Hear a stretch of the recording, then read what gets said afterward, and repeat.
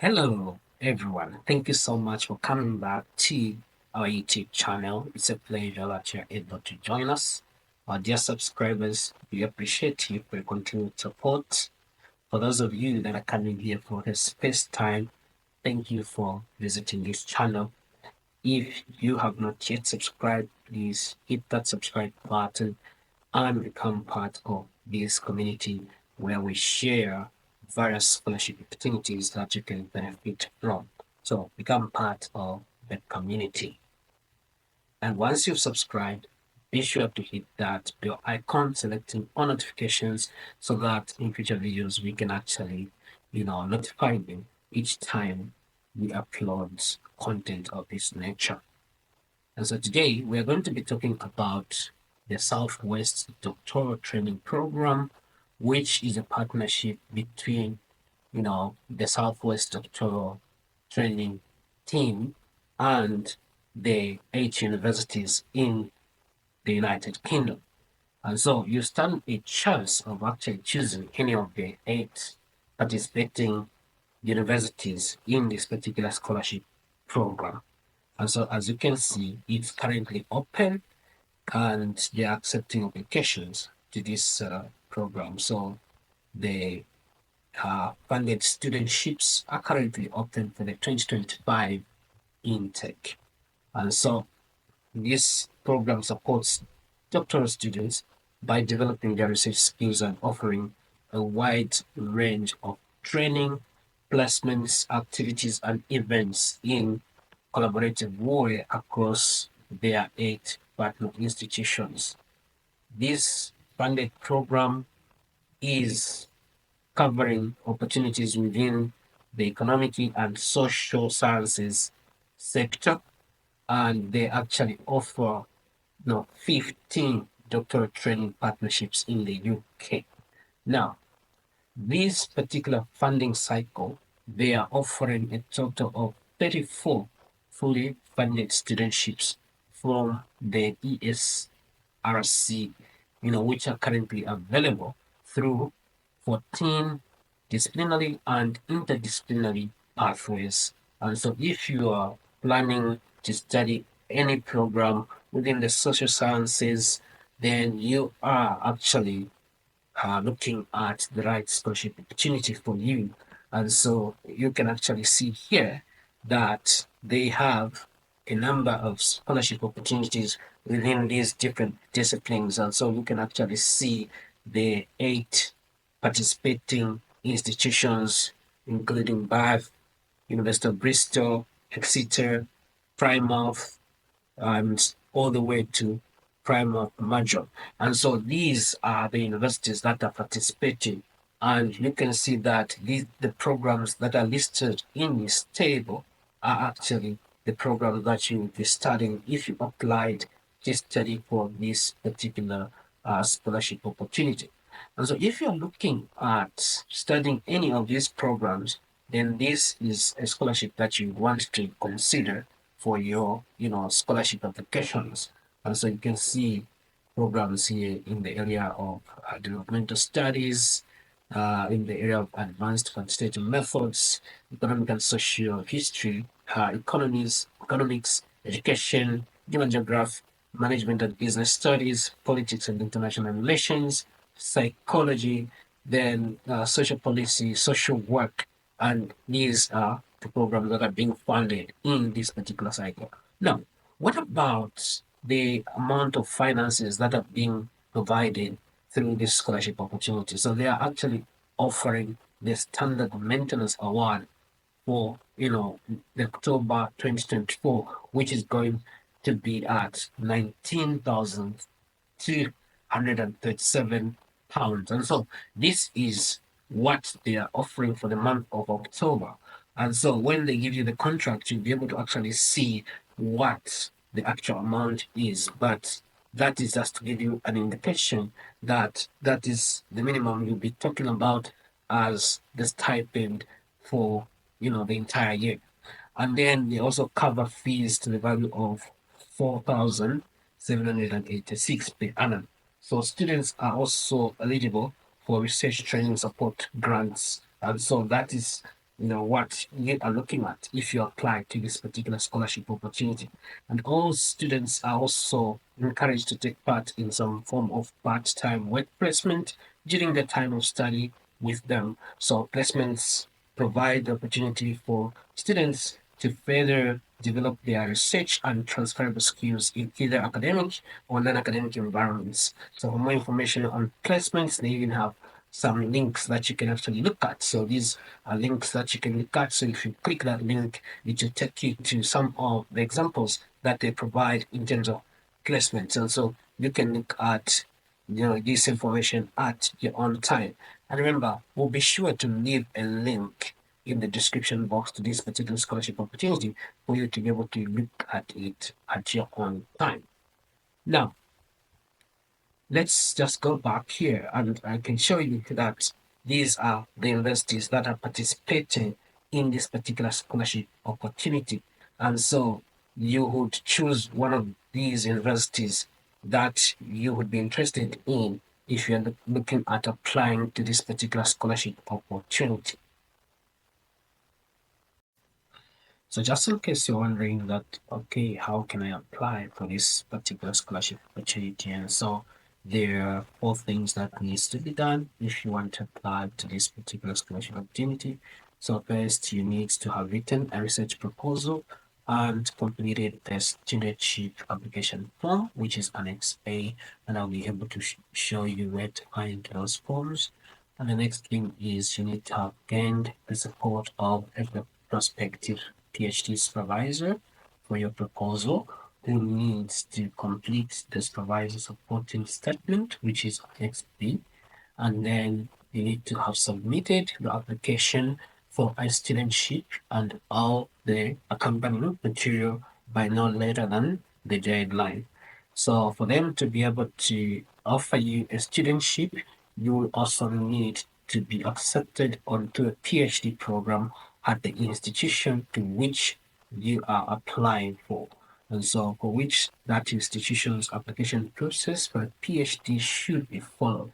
And so each institution is going to have its own application requirements and the steps that you need to take. So applying for the this particular studentship which is being offered does not automatically offer you an admission at one of the participating universities.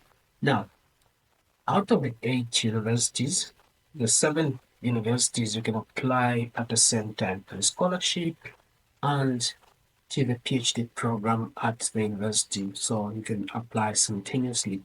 But for University of Bristol, you need to first of all apply to University of Bristol.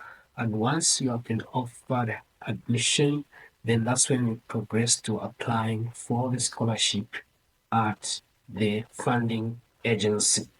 Now, what does that mean? That means then that if you are considering the University of Bristol amongst all the participating universities, you need to make sure that you have submitted your application to University of Bristol within the early phases of December so that you do not miss out. Because remember, the deadline for you to submit all the scholarship documents is 14th January 2025. And so you want to make sure that you are on top of things as far as submitting of these documents is concerned. And so this particular document has got a lot of additional questions that you can actually ask. So the frequently asked questions have actually been addressed. So for instance, there's when is the deadline? It has been answered. When can I apply and to which subjects? All that. So there's a lot more questions here that you can look at your own time. And I will not be able to go through all that because of time and just making sure that the video does not really go too long than expected. And so you can see all these, pieces of questions that have been answered, and you can go through them at your own time. Now, what are those documents and where can you find them? So there's this link here where you find the different documents. And so you can actually see on this website that there is the how do I apply for the studentship. And then there are these 8 different schools, including the links to each of the schools, which you can click and go to explore the particular school that you are interested in. And then in addition to that, you can find information about potential supervisors. So there is this link here that I've been provided where you will need to go if you're looking to, secure a partnership with a particular supervisor, because one of the things that needs to be done is that for you to apply to the funded studentship, you will need to, approach a particular department in the participating university and make sure you begin discussing your research ideas with a suitable potential supervisor, and they are provided a database for you to be able to explore there. And then one additional things that you need to be also is to try and make sure that your research project includes some collaboration aspects to it. And this may not be in form of finances, it could be in form of a placement, voluntary work, data sharing, or other activities. And it could also be maybe some, training in some difficult language or overseas fieldwork or overseas institutional visits, which might enhance your learning or your academic progression. Now, in terms of the particular documents, and so this is where you find them. So there is this particular document, which is the application form, and then there's the supervisor supporting statement form. So you can see them just stop there, and you can actually see the four different forms that you can explore. And then one other important form that I feel I should emphasize is the scoring criteria for the 2025 applications. And so when you look at this document in particular, you go to the document itself, you actually see how students are going to be scored, the applicants, how the applicants will be graded to see who really should be selected for this particular scholarship opportunity. So you can find the score criteria here, and then you can actually gauge yourself to see if you qualify for this particular scholarship opportunity based on the scoring criteria that is going to be utilized. Now, let's just briefly go through the application form here. So if you are applying to this scholarship opportunity, you will need to submit all these documents, the application form and the other additional supervisor forms. Then the scoring criteria is something that you can look at just to make sure that you are aware of the qualifications that you need for you to stand a chance of being selected for this particular program. Now, this is the application form that you need to complete. So we'll be asking, for information about you, and then this is information about you section here, and then your home address and everything about you, including the industry which you are applying, the pathway that you're applying for, and in addition to that, they are going to ask about whether you are applying for part-time or full-time studies, and then the proposed research that you are going to be working on. And you can see that the proposed research really takes a bigger chunk. So they ask about the title, the proposed lead supervisor, and then in addition to that, you actually find a section where you indicate the references that you have cited in your proposal, and then the aspect of time management and project organization, the lay summary of the project, and each section has got a word count. And so I would encourage you guys to go through this particular document at your own time so that you can actually study it and understand what you need to really to complete. Now, one last thing that I wanted to do in this video was to show you that they do have research proposal examples. And so you can actually learn from those as you develop your own research proposal. And just to go through two of them. So the first one is that of social work. So you can see here that this, is an example of somebody applying to the program of social work, and they have the title there which they are saying women's work, social work, practice in protecting children from male violence from 1889 to 20. 10. And then they have the research proposal written there in paragraphs. So you can see here that this is the research proposal. It goes all the way, and at the end, they highlight the word count, and they also list differences cited in the proposal. Now, let's go through one more proposal. Let's go through this one for, economic and social history. So you can see here that, yes, they also have a title, and then they have sections within the introduction, existing research and rationale, and then they have the methodology that they're going to use, the research plan and impact, and then they also have a word count and differences that they have cited.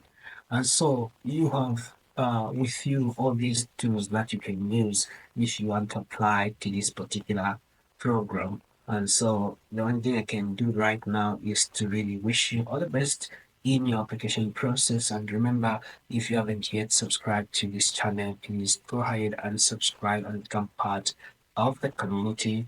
And be sure to share this activity with other individuals that would be interested within your family network, within your friendship network, and indeed within your employment network and student network.